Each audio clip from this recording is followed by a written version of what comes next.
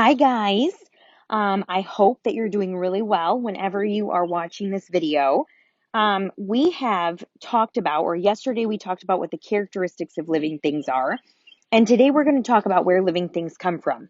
And that might seem like a really easy question to ask. Where do living things come from? Well, we know that they come from reproduction, either asexual or sexual reproduction.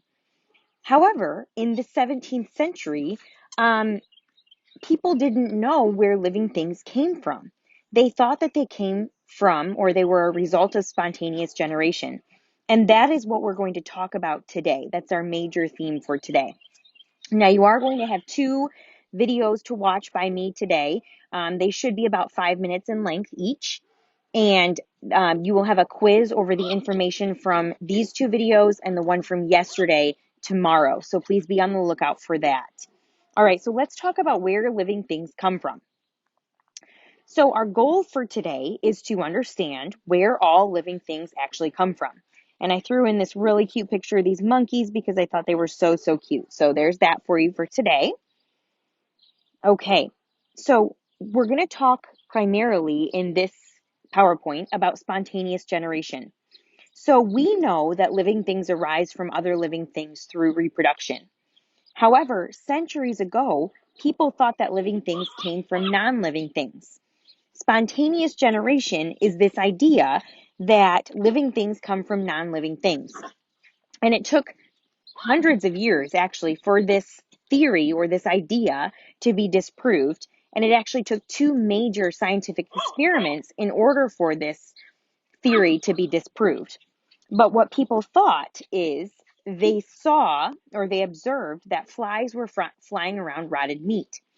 And so they assumed that those flies arose from that rotted meat or rotting meat. They thought that the flies actually came from or were a result of the rotting meat. So this was this idea of spontaneous generation. And this diagram here is showing you a jar with no lid on and rotting meat in the bottom, and you can see flies swarming around it. And then you have a jar with a cork in it and rotting meat in the bottom. No flies are surrounding it. And then a final jar with some cloth over top of it. The flies can smell the rotting meat, but they can't get into the container. So this experiment was a way of disproving spontaneous generation, and it was actually done in two ways. So let's look at those two ways. So firstly, I want to tell you guys what a controlled experiment is, because it's really important for you to understand what a controlled experiment is in order to understand how these two experiments that disproved spontaneous generation actually worked. So in a controlled experiment, a scientist carries out a series of tests that are nearly identical to each other. In each test, the scientist changes one thing, and that one thing is called the manipulated variable. So it is the factor in an experiment that is changed. It's the only thing in the experiment that is changed. The factor that changes in the experiment as a result of that variable that was changed is called the responding variable. So I put in here two examples of controlled experiments so that you might be able to better understand what they are. So in this first diagram, you can see that we have somebody's planting some plants, and their independent variable, or the variable that they are manipulating, is the amount of water that they are using to water these plants. So in one case, they're continuously watering the plant each day, a certain amount each day. And in the other plant, they're not watering it at all. And so the responding variable, the plant, what happens to the plant as a result of that manipulated variable or that variable that was changed, is in the plant box where the plants were watered, 9 out of the 10 seeds sprouted.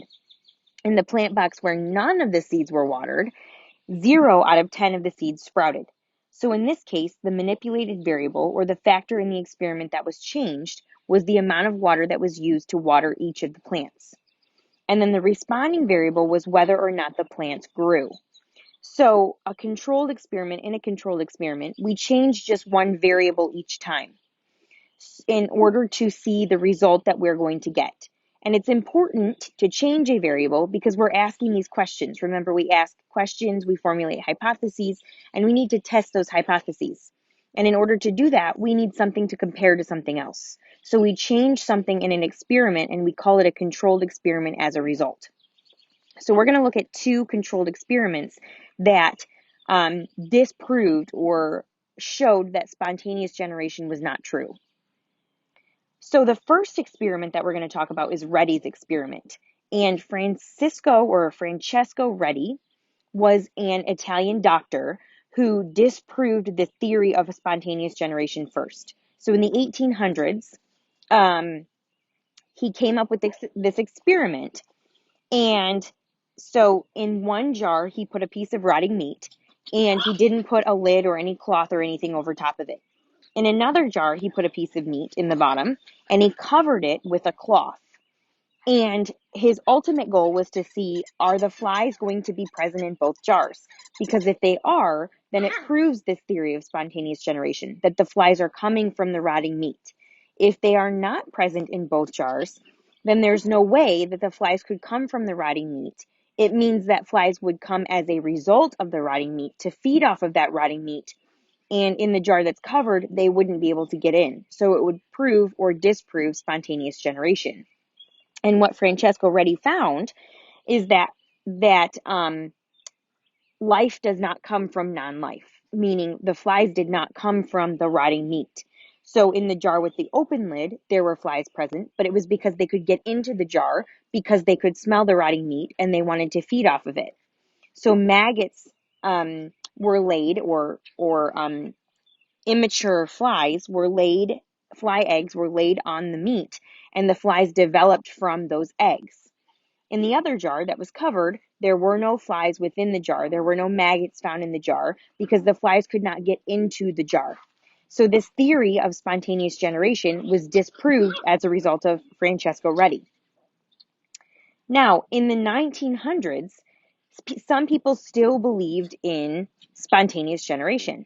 So Louis Pasteur, who was a French chemist, did an experiment to finally disprove, for the final time, spontaneous generation. So he used broth instead of meat, and he heated this broth in a flask to get rid of all of the bacteria that might be present within that broth.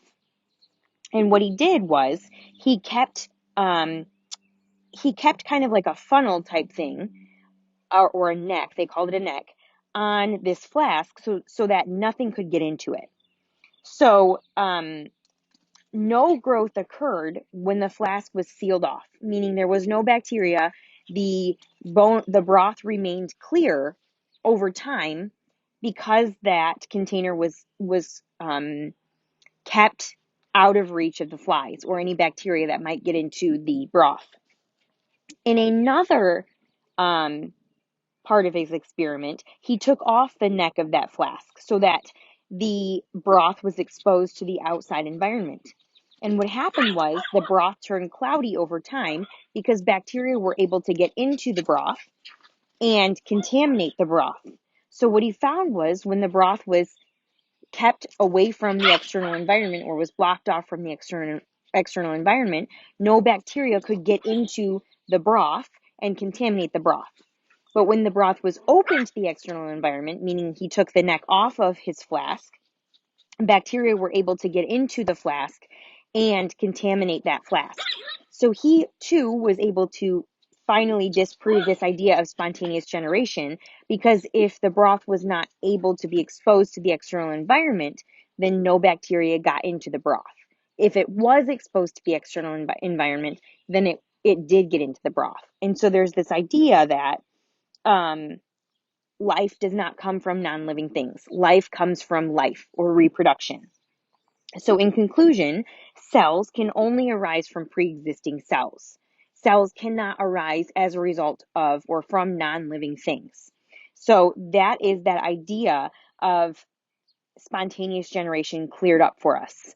Now I have another PowerPoint for you to watch as well, where we're going to talk about the things that are vital for life in all organisms.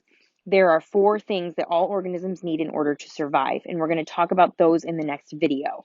So if you would, please go on to Google Classroom and click on the link for the next YouTube video that I've posted for you. And then tomorrow you will have a quiz over these 3 videos, the one from yesterday, this one, and then the next one. Thank you guys.